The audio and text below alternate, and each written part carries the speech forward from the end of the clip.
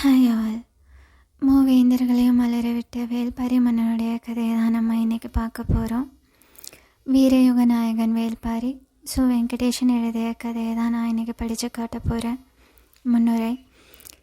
இலைப்பாறு நிழலின்றி தவிக்கும் வழிப்போக்கனின் கண்ணில் படும் பெரும் ஆலமரம் போல மூவேந்தர்களும் மன்னர்கள் பலரும் ஆண்ட தமிழகத்தில் தவித்தழைந்த உயிர்களுக்காக தன்னையே தந்தவன் வேல்பாரி. தன்னலமற்ற கொடை உள்ளத்தாலும் அன்பு வழிபட்ட வாழ்வியல் மரபாலும் பாரியின் புகழ் தமிழ் நிலம் எங்கும் பரவியது. மூவேந்தர்களான சேர சோழ பாண்டியர்கள் அவன் புகழ் கண்டு விரும்பினர். பரம நாட்டின் நிலவரம் அவர்களின் கண்களை உறுத்தியது. பாரிக்கு எதிராக தனித்தனியே அவர்கள் மேற்கொண்ட போர் முயற்சிகள் கைகூடவில்லை. இறுதியில் மூவேந்தர்களும் ஒன்றிணைந்தனர். அவர்களின் கூட்டுப்படை பாரியின் பரம நாட்டை அனைத்து திசைகளிலும் இருந்து ஒரு சேர தாக்கியது. சின்னஞ்சிறு ட்ராய் நகரின் மீது மொத்த கிரேக்க படையும் போர் தொடுத்ததை போலத்தான் இதுவும் நிகழ்ந்தது. தலையானங்கானத்து போர், வெண்ணிலை போர், வாகை பரந்தலை போர், கழமல போர் என சங்ககால தமிழகம் குருதி பெருக்கெடுத்து ஓடிய எண்ணற்ற போர்க்களங்களை கண்டது. அங்கெல்லாம் நடைபெற்ற போரில் மூவேந்தர்களில் யாரேனும் ஒருவர் வெற்றி பெற்றார், மற்றவர்கள் தோற்றோடினர்.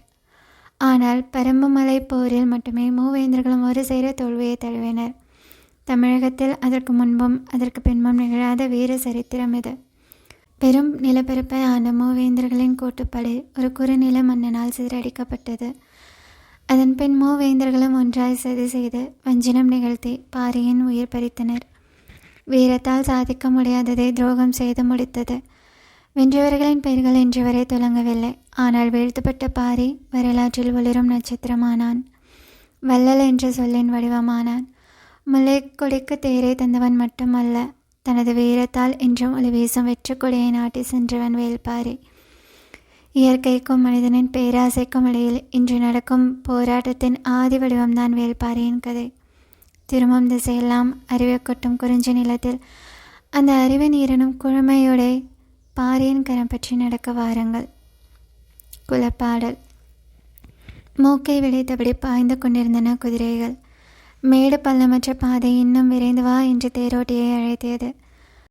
தேரை ஓட்டும் ஆதன் குதிரையின் கடிவாளத்தை சுண்டியபடி வேகத்தை மேலும் அதிகப்படுத்தினான். அதிகாலத்தில் இருள் கலைய தொடங்கிய போது அவர்கள் புறப்பட்டனர். அரக நாட்டை ஆளும் சிறுகுடி மன்னன் செம்மனின் தென் திசை மாளிகை அது. அங்குதான் நேற்றிரவு தங்கள். அதுவரை தேரை ஓட்டி வந்தவன் நாகு. இனி அடர்காட்டு பகுதியில் பயணம்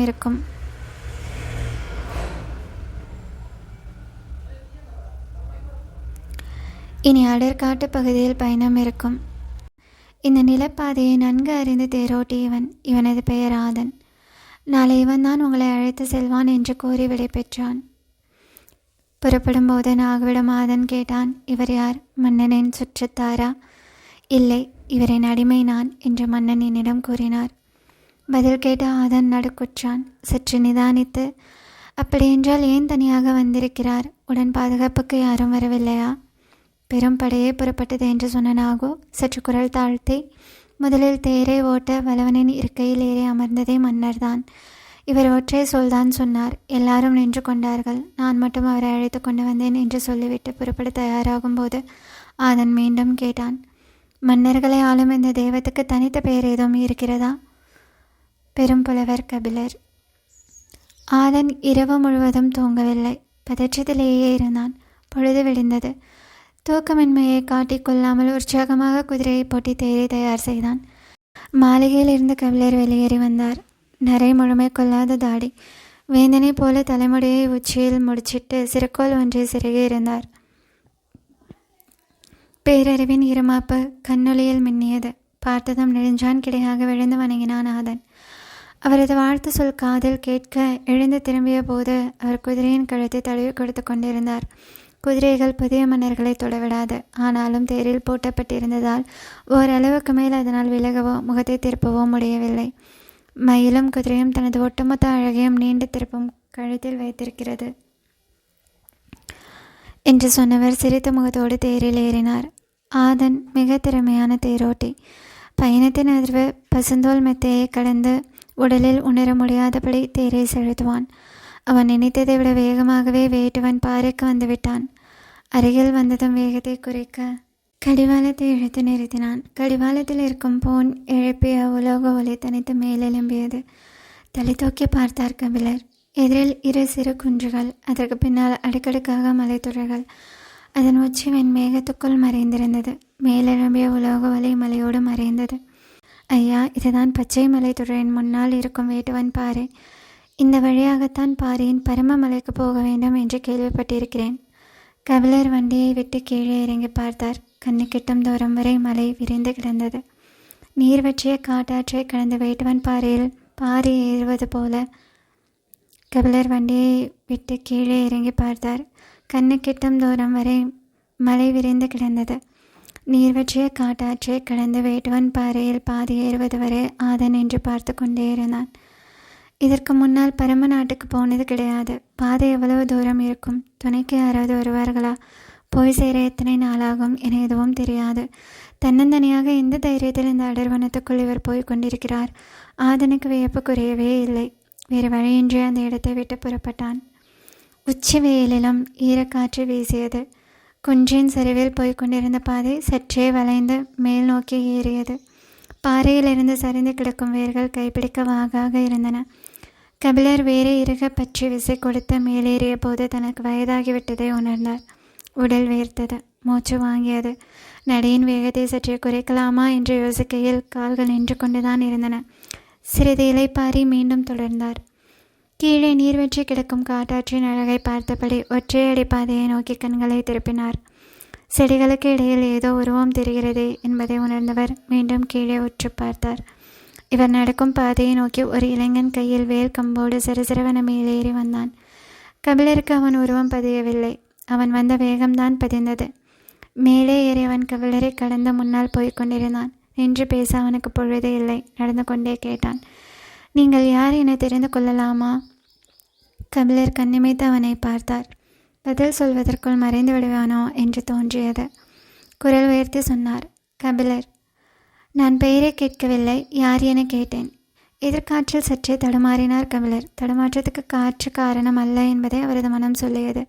நான் புலவன். பாணர் குலமா? கேட்டபடி நடந்து போய்கொண்டே இருந்தான்.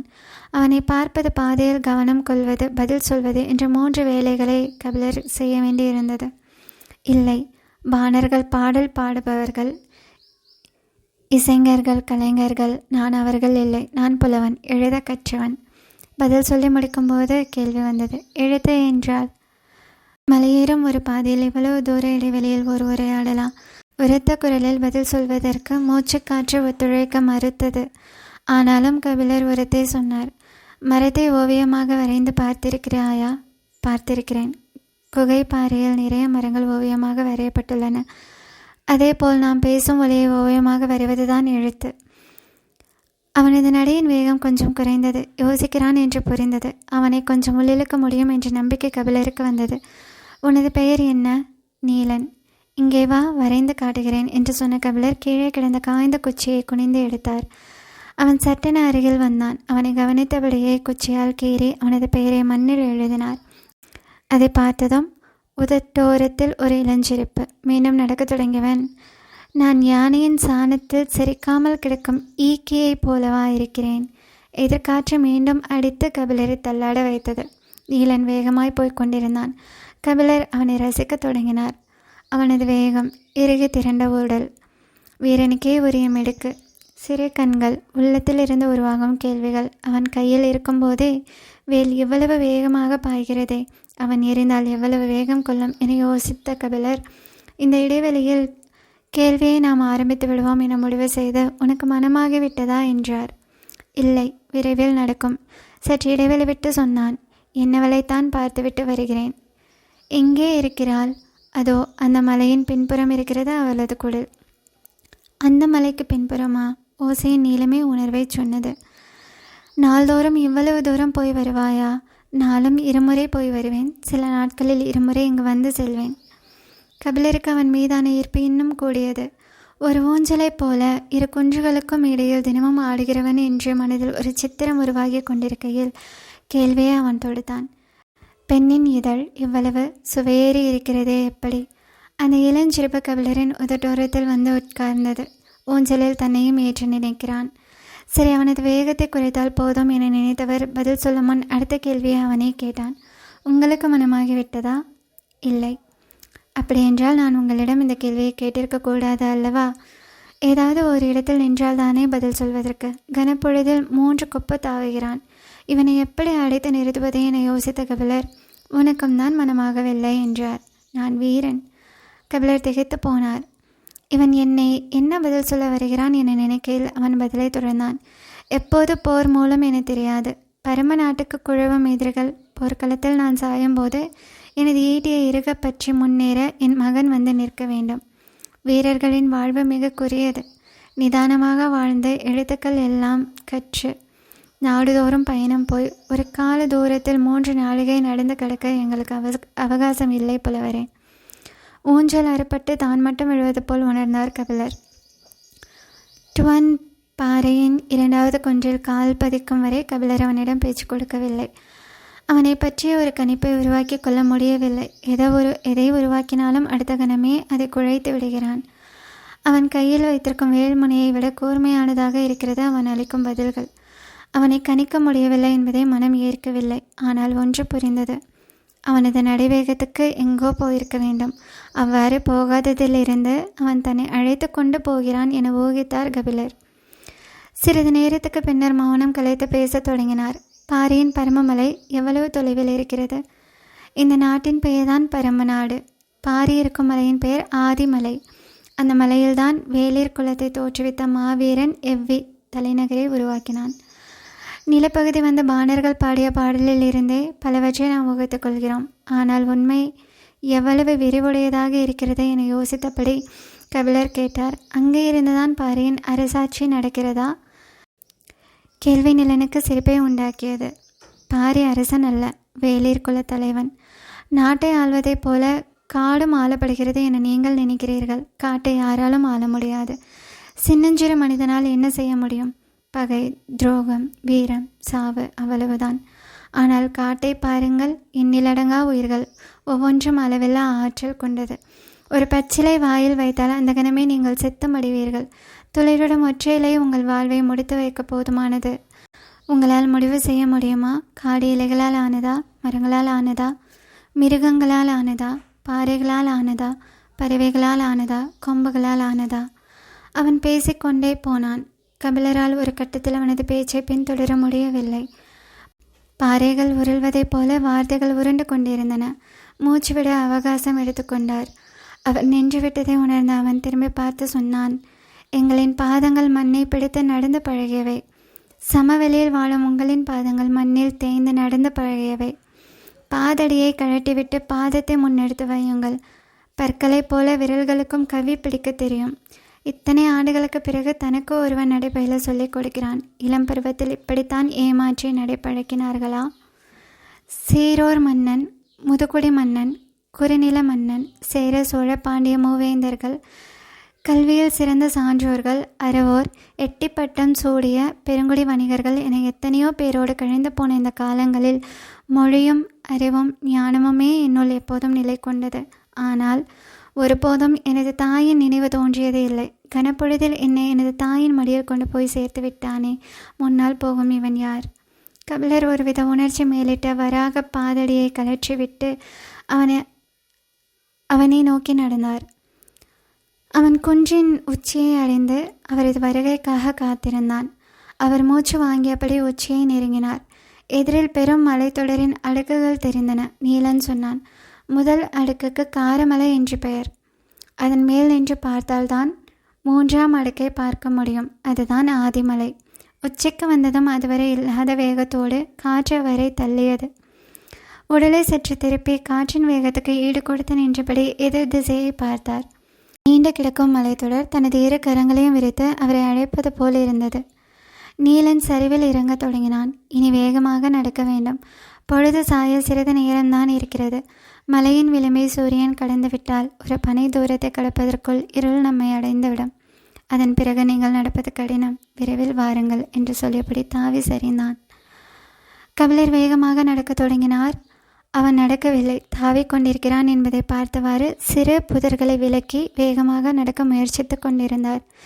ஏறும்போது முன்னால் செல்பவன் எவ்வளவு உயரம் போனாலும் ஆளை பார்த்துவிட முடியும். இறங்கும்போது அப்படி அல்ல. அங்கொன்றும் இங்கொன்றுமாக அவனது உருவம் மறைந்து தெரிந்தது. பேச்சு கொடுத்தால் மட்டுமே அவனை பின்தொடர முடியும் என்பதை உணர்ந்த கபிலர் கவனமாக நடந்தபடி கேட்டார். காடுகள் கொம்புகளால் ஆனதா என்று எப்படி கேட்டாய் என்றார். கொம்புகள் என்றால் மிருகங்களின் கொம்புகள் என்று நினைத்து விட்டீர்களா? நான் மரங்களின் கொம்புகளை சொன்னேன். கபிலருக்கு விளங்கவில்லை. கழுத்தை நீட்டி பார்த்தார். அவன் எந்த புதர் தாண்டி போய்கொண்டிருக்கிறான் என தெரியவில்லை. சத்தமாக குரல் கொடுத்தார். கொப்புகளைத்தான் கொம்புகள் என்று சொல்கிறாயா? இல்லை, நாங்கள் மரத்தின் வேர்களை மரக்கொம்புகள் என்றுதான் சொல்வோம். மரம் மேல் நோக்கி வளர்வது அல்ல, மரம் கீழ் நோக்கி வளர்வது. இறுகிய மண்ணையும் கரும்பாறையும் தனது கொம்புகளால் பிளந்து கொண்டு அது உள் செல்கிறது. மரத்தின் முழு ஆற்றலும் அதன் கொம்புகளில்தான் இருக்கிறது. உடலை விட நீளமானவை அதன் கொம்புகள். தான் கற்றவற்றை ஒருவன் தலைகீழாக புரட்டி கொண்டிருக்கிறான் என தோன்றியது. முன்வைத்த வலது கால் இடறியது. சிறு பாறையில் பாதம் நழுவி சரிந்தது. பக்கத்தில் இருந்த செடியை பிடித்து கீழே விழுந்து விடாமல் நடந்தார் கபிலர். காலிடறி கற்கள் உருளும் சத்தம் கேட்டது. நீலன் வேகமாக மேலேறி வந்தான். பக்கத்தில் இருந்த வேம்பின் மீது கை சாய்ந்து நின்றார் கபிலர். சிறிது நேரம் உட்காருங்கள் என்று சொன்னவன் அவரது பாதங்களை உள்ளங்கையால் பிடித்து தசைகளை இழுத்து விட்டான். அவரது முகத்தை பார்த்தபடி நடக்கலாமா என்றான். கொஞ்சம் பொறுப்பா என்பது போல அவரது பார்வை இறைஞ்சியது. கிடைத்த வாய்ப்பை பயன்படுத்தி தன்னை ஆசுவாசப்படுத்தி கொண்டார். வேப்பம் பூக்கள் சுற்றிலும் உதிர்ந்து கிடந்தன. பூக்களை எடுத்து உள்ளங்கையில் வைத்து உற்று பார்த்தார். மூச்சு காற்றில் பூக்கள் அசைந்தன. பேச்சு கொடுத்தால் உட்கார்ந்திருக்கும் நேரத்தை சிறிது நீட்டிக்கலாம் என யோசித்த கபிலர், வேப்பம்பூ யாருக்கு உரியது தெரியுமா என்றார். சிற்றெரும்புக்கு உரியது. கபிலர் பதற்றம் அடைந்தார். நான் அதை கேட்கவில்லை. வேப்பம்பூ மாலை யார் சூடுவதற்கு உரியது தெரியுமா என்று கேட்டுவிட்டு ஏதாவது பதிலை சொல்லிவிடுவானோ என்ற பதற்றத்தில் அவரே பதிலையும் சொன்னார். பாண்டிய மன்னனுக்கு உரியது. சரி, அப்படியே நடக்க தொடங்குங்கள், நான் அருகிருந்து அழைத்து செல்கிறேன் என்றான். கபிலர் நடக்க தொடங்கினார். எட்டு வைக்கும்போது கால் நரம்பு சுண்டுவது போல் இருந்தது. சூரியனின் அடிவெலும்பு காரமலையின் தலையை தொட்டது. முன்னால் நடந்தபடியே கேட்டான். வயல் நண்டை பார்த்திருக்கிறீர்களா? சம்பந்தமில்லாமல் கேட்கிறானே என எண்ணியபடி பார்த்திருக்கிறேன் என்றார். வயல் நண்டின் கண்கள் வேப்பம்பூவை போலத்தான் இருக்கும். உங்கள் பாண்டியன் வயல் நண்டை மாலையாக அணிந்து கொள்வானா? கேட்டபடி நமட்டு சிரிப்போடு 4-8 முன்தாவி சென்றான். கபிலர் நிலை குலைந்து போனார். பெரும் வேந்தனை, சாதாரண வீரன் ஒருவன் இவ்வளவு தாழ்த்து தன்னிடம் பேசுகிறானே, இதை கேட்டுக்கொண்டிருப்பது அறம் அல்ல என தோன்றியது. இந்த எண்ணம் முழுமையடையும் முன்னர் அவருக்குள் இருந்த கவிஞன் விழித்து கொண்டு வெளியில் வந்தான். என்ன அழகான ஒரு ஓமை! கன நேரத்தில் எப்படி இவ்வளவு பொருத்தமான ஒரு ஒப்பீட்டை செய்தான்! காதலுக்குள் சூழ்கொண்டு கிடக்கிற ஒருவனுக்கு ஓமைகள் வராதா என்ன? மனதில் எண்ணங்கள் ஓடிக்கொண்டிருக்க கபிலர் கேட்டார். வயல் நண்டின் கண்கள் தான் அப்படி இருக்குமா? கடல் நண்டின் கண்கள் அப்படி இருக்காதா? எனக்கு தெரியாது. நான் கடல் பார்த்ததே இல்லை. ஆனால் நீரும் நிலமும் மாறுபடுகையில் வடிவமும் மாறுபடத்தான் செய்யும். மனிதனாக பிறந்த ஒவ்வொருவனும் கடல் பார்க்க வேண்டும். ஏன், அது அவ்வளவு விரிந்து பரந்தது, அளவற்றது. முன்னால் போய்கொண்டிருந்த நீலன் சட்டென திரும்பி கபிலனை நேர்கொண்டு பார்த்து கேட்டான். எங்கள் பாரியின் கருணையை விடவா? கபிலர் மனதுக்குள் சுருங்கி போனார். இது சுமார் 300 ஆண்டு கால கதை.